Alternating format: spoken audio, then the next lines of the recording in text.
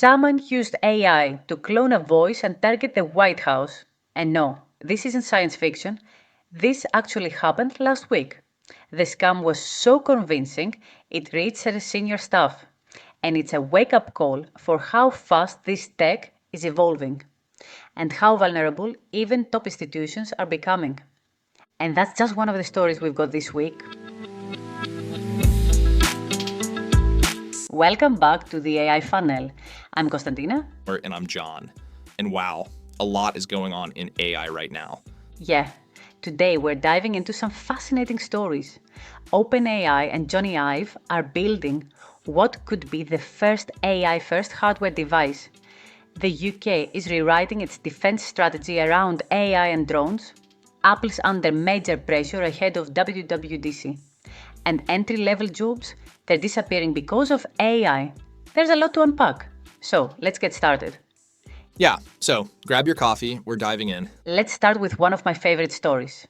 OpenAI's new project with Jony Ive. Yeah, so OpenAI just spent $6.5 billion acquiring IO, which is Jony Ive's AI hardware startup. For anyone who doesn't know, Jony Ive is the guy behind the design of the iPhone, iPod, MacBook, basically Apple's most iconic devices. And now he's designing a new kind of AI device, reportedly something with no screen, almost like an iPod Shuffle, where the idea is you interact with AI in a more human way, not through apps or screens. It's a really interesting concept, because if you think about it, today we're glued to screens. They want this device to be more ambient, like a companion, voice-driven, contextual, maybe wearable. And they're not thinking small, and they want to ship 100 million units fast. That's massive. I think this could really change how we interact with AI. Imagine not having to open your phone constantly. The AI is just there, helping you. It could be like the first step toward AI-first computing. Now, on a much more worrying note, there was an AI-driven scam targeting the White House last week. Yes, this really caught my attention. Someone used AI voice cloning to impersonate Susie Wiles, who is Trump's chief of staff, and tried to trick White House staff. And it wasn't a simple phishing email. It was a full voice-based attack. The clone was convincing enough that it reached senior levels. This shows just how far voice cloning tech has come. And the scary part is, this wasn't a movie plot. This actually happened. Exactly. And imagine what this means for elections, for government communications, even for everyday scams targeting companies or individuals. It really highlights the need for stronger verification methods. Because if you can't trust a voice on the phone anymore, that's a huge problem. We're entering a phase where seeing is believing and hearing is believing just don't apply anymore. Let's shift gears a bit. The UK released its new defense review this week, and AI was right at the heart of it. Yeah, the government basically said that AI, drones, and other emerging tech are now reshaping modern warfare. They called out Russia as an immediate threat and China as a long-term challenge. And they're boosting defense budgets with a big focus on integrating AI into military operations. And it's not just weapons. AI is also being used for intelligence gathering, cyber defense, and even decision making. This is another example of how AI is no longer just a business tool or a fun app. It's becoming a strategic asset for governments. And it raises all kinds of questions about global stability, AI arms races, and ethics. Yes, and it's happening fast. Now, let's talk about something a lot of our listeners care about, jobs.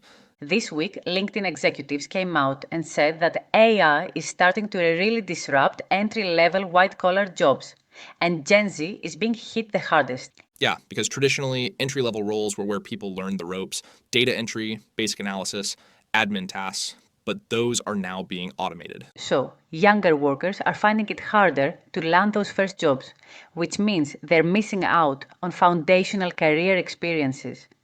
And it forces a big rethink. How do we prepare young people for a market where those traditional stepping stones are gone? I think adaptability, creativity, and AI literacy are going to become must-have skills. For sure, it's a whole new career landscape. Now, over in the US, there's a really practical example of AI being used in public services. Yeah, the U.S. Social Security Administration is deploying AI to cut down on phone wait times, which can be over an hour in some cases. About 400,000 people call every day, and the idea is to use AI to handle routine questions and triage more complex ones. It's a great example of how AI can improve public sector efficiency, but there's also concern because the agency is planning some staff cuts. It's the same pattern we are seeing across industries.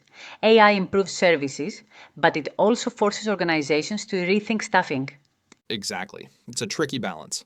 And finally, let's talk Apple. WWDC is coming up June 9th, but there's a lot of pressure this year. Yes, because frankly, Apple is seen as behind in AI right now. Everyone's expecting a big Siri update because compared to Google and OpenAI, Siri is, well, let's just say not quite as smart.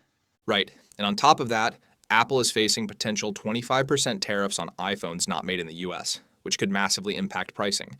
Plus, they're still locked in legal battles with Epic Games, which could affect App Store revenue. So it's a tough moment for Apple, and next week's WWDC is going to be a really important one to watch. Yeah, the big question is, can Apple finally catch up in AI? Wow, what a week. From AI scams to military AI, job disruptions, Apple's challenges, the AI world is moving fast. Super fast. And it's only the start of June. I think this summer is going to bring even more big developments. So stay tuned, and if you enjoyed this chat, don't forget to subscribe and share the podcast. We'll be back this Thursday. See you then!